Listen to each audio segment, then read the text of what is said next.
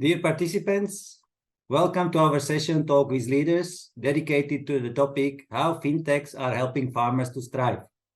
My name is Pavlo Kapstorfer, and I am MFC Network and Partnership Manager, and I will be moderating the session.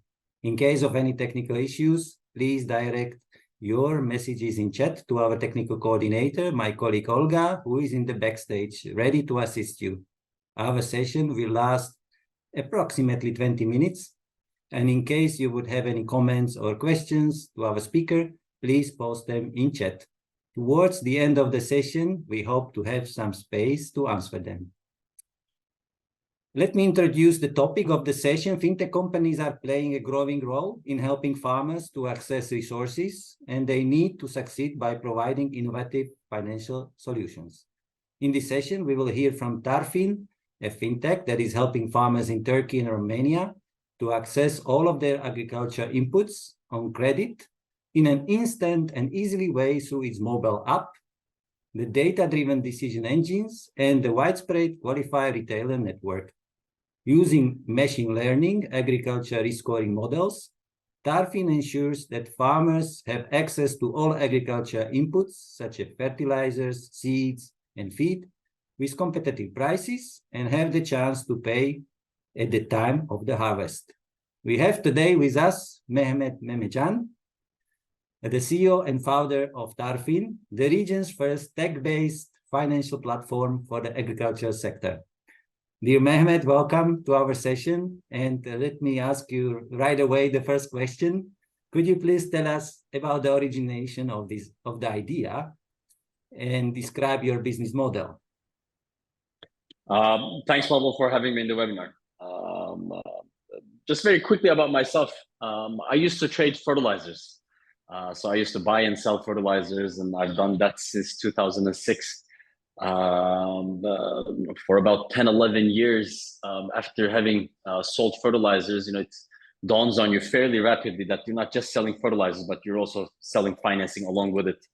And when you start looking into the supply chain, you realize that there's a bit of a cash flow issue embedded in agriculture, in that most of the inputs that the farmers need to produce an output, farmers need to purchase it well ahead of that output. So, there is a need of working capital for the farmers to bridge them between the time of the purchase until they get their money's worth. Just very quickly, let me share my screen so that I can go through quickly the details of the market. Imagine a wheat producing farmer. Right about now in the Northern Hemisphere, these guys are buying their diesel, their wheat seeds, their fertilizers to do the planting. And they'll be harvesting this product about 8-9 months from now, come June, July, sell it to an off-taker, get paid in about another month's time, so they'll get their monies in August. So somebody needs to finance that working capital need. In a lot of countries where there's fragmented agriculture, a lot of that responsibility falls on the shoulders of these mom and pop shops. In Romania, they call them phytopharmacies. In Turkey, they call them retailers, whereby these guys are tasked with not only selling the products, but also providing financing to the farmer to bridge them until the end of harvest. Traditional lenders aren't participating, especially in markets with smallholder family farms, in that these tickets are too small, especially working capital, that it's not worth the bank's efforts to acquire these loans onto their books. The underwriting is too small, too slow to really justify a farmer to work through just to be able to buy their fertilizers. And most of the traditional lenders will require collateral in lieu of lending. So the resulting makeup of the market is that you have underserved farmers who can't access cheap credit, thereby they don't have an availability of accessing high-performing agri-inputs, and thereby they end up with lower yields. We saw this in early 2017. We launched TARFIN to remedy the situation in the value chain. Today, we're Eastern Europe's leading fintech platform that is active in the agricultural value chain. We provide two major products. Our bread and butter product is our point of sale financing platform, We get in between that retailer and the farmer to provide financing to end user clients, farmers, for their purchases of farm inputs, as you said earlier, fertilizers, seeds, chemicals, diesel, feedstuffs. A second part of our business is TARFIN Pro. This is our B2B wholesale financing. There we get in between the suppliers and the retailers to finance the retailers' inventory and their access to agri inputs from major input suppliers. How do we do this? How do we get in between the retailer and the farmer? How do we acquire farmers? In Turkey, you have about 2 million farmers. In Romania, you have about 10,000 large farmer clients. You have another maybe 500,000 smaller farmers. These guys are generally tend to be scattered across the rural landscape, which is difficult to get to. That last mile delivery and acquiring these clients is difficult. And what underpins our business model is twofold, and they both rely on technology. One is client acquisition, and we solve that using our retailer point of sale technology. We have developed point of sale technology, cloud-based dashboards for the retailers to use to easily input and onboard the end user clients to us on our behalf, which means we don't have to open up rural branches to acquire the clients. We rely on the retailer to deliver us the clients through our web-based dashboards. The second part of our client acquisition is our mobile app that is used by the farmer directly. And through our mobile app, the farmer can not only get access to financing, but they also get to see the prices our retailers are promoting on the platform for certain products. So it's not only a financing app, but it's also a managed marketplace app. A farmer can log on, see fertilizers in their vicinity, what the prices are, find the cheapest fertilizer, whichever retailer is offering that, click on it, apply for instant financing, get the product approved. The second part of our tech is our underwriting models. As you said, these are machine learning models that we have developed over the past 6 years. These models allow us, they're kind of twofold. One is that these models allow us to instantly underwrite a loan, because when a farmer needs to purchase fertilizers to apply on the field tomorrow, because the next day rains are coming in, you can't take a week or 2 weeks to underwrite that loan. You need an instant reply and catch the farmer or catch the retailer whenever that sale is about to take place. So our underwriting models allow us to get instant underwriting. And the second part of the advantage that tech is providing us is that we're moving human bias from underwriting. We're using about 140 different features on our underwriting models, and these are allowing us to actually underwrite without a human bias or human error potential. We're working today with NPLs of sub 3%. For a loan product that's unsecured and instantly underwritten. I think a lot of that is due to our underwriting models and underwriting savviness. Kind of a quick business model overview. I'm sure you have other questions too. So. Okay, thank you. Interesting. Yeah, I mean, you build up basically your previous job, based on your previous job experience, right? What is really missing in the whole supply chain. Yeah. So good to hear that you were able to fit in. We know that in Turkey there is no traditional microfinance, let's say, right? So you benefited largely from that understanding and knowledge.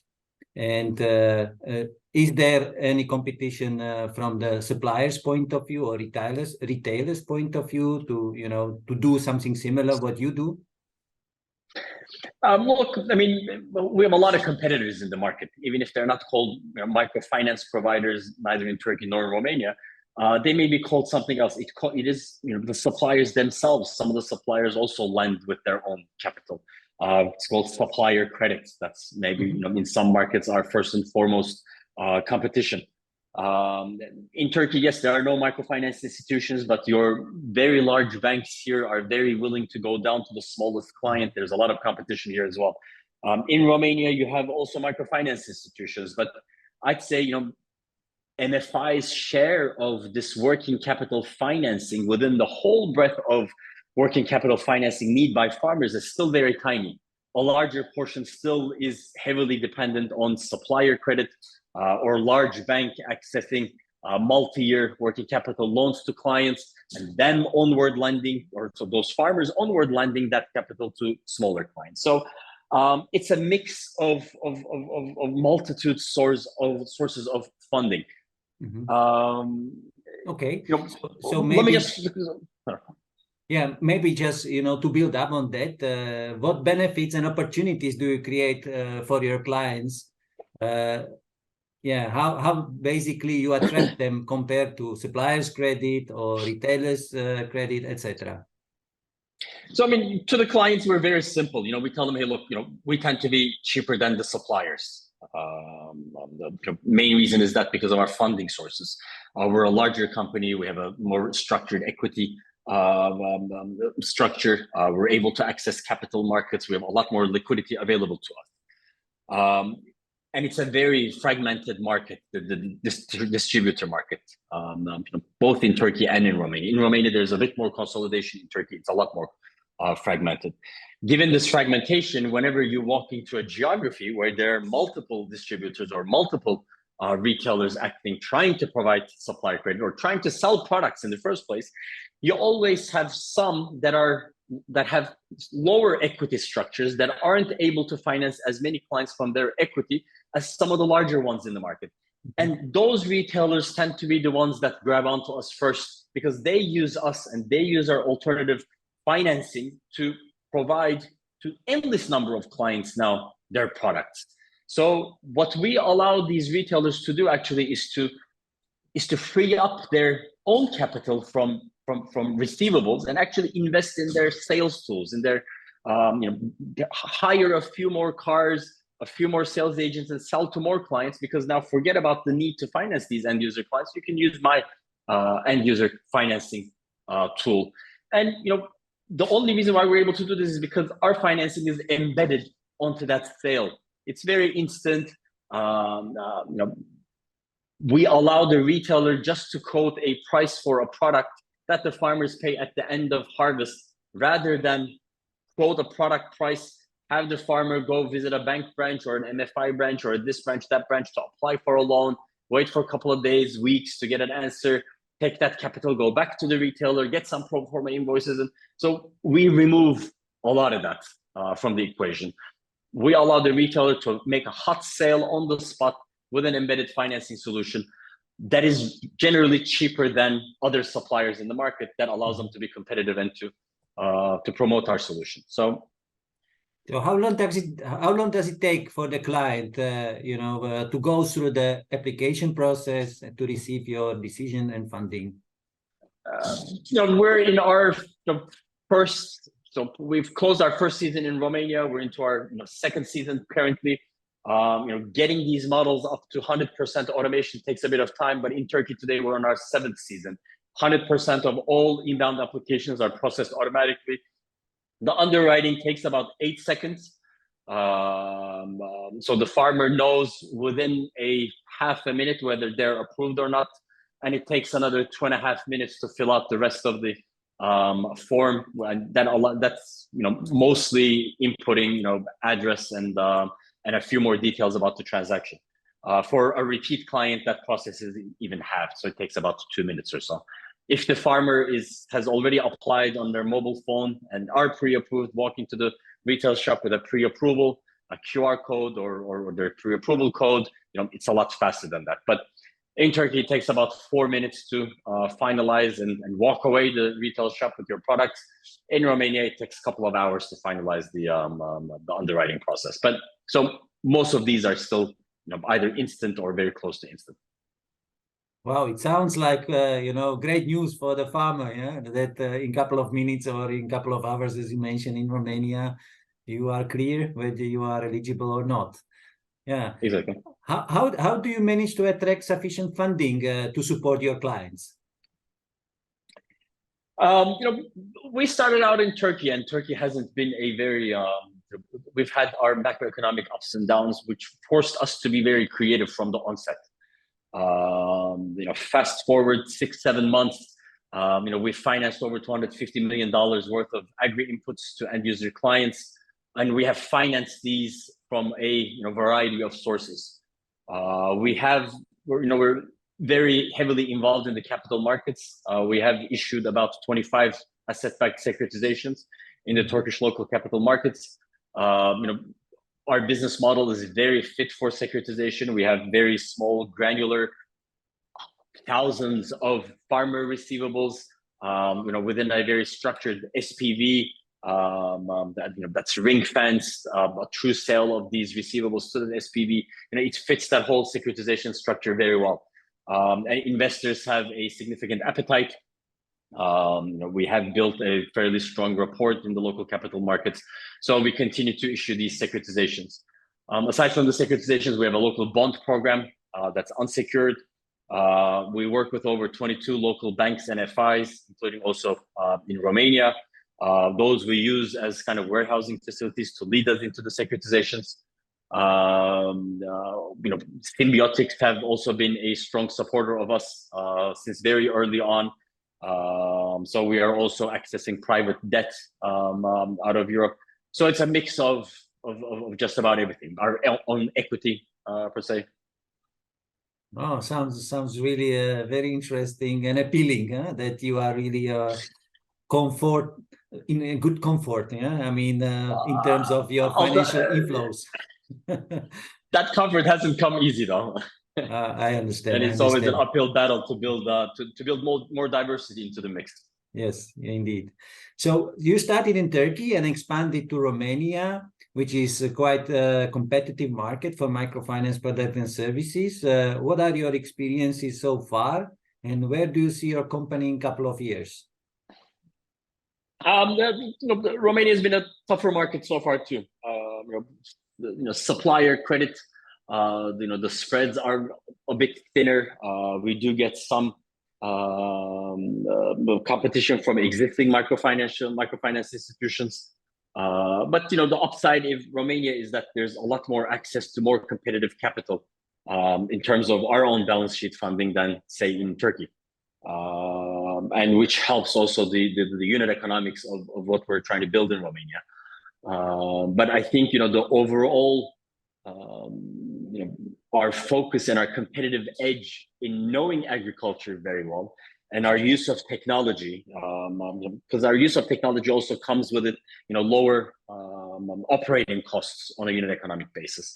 We don't have to open up branches. We don't have to hire individual loan officers to acquire the client, to underwrite these loans, whereas we are able to defer all of these functions to an already existing tech model. I think allows us to be, in the long run, competitive in Romania too. So we're hopeful about the Romanian market. We are growing there over 100% year on year in euro terms. And obviously, we don't just want to stop in Romania. We know ag well.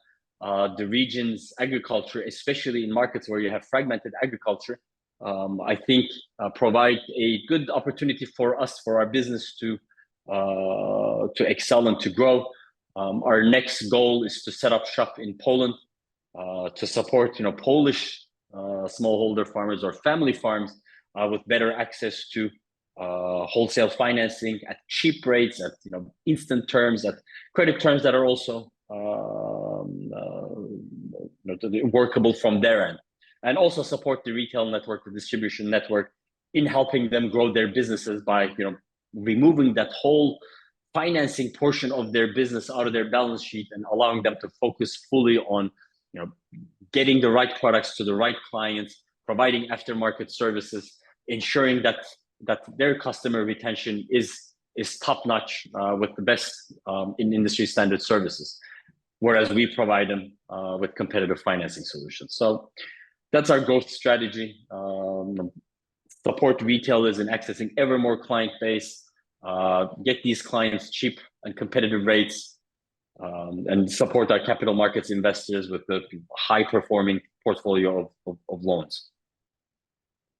Thank you, Mehmet. Now I think we use almost all our time we had for this short interview. Thank you very much for all your sharing all the information, the model, the fantastic forecast, I would say, giving the background of your model and the speed of possibility to receive the funding for farmers. Thank you all participants for joining this session. Once again, thank you, Mehmet, and wish you success with your future activities. Thanks, Pavel. And we would also appreciate all participants if they could reply to a very simple question to evaluate the session, if you like it, and get some inspiration for your future activities. And feel free to join the next session on our schedule, which is FICOMFAS AMI study results, microfinance supporting migrant integration into EU. You will probably hear a lot of interesting information. And wish you a good day. Enjoy the rest of the event. Goodbye.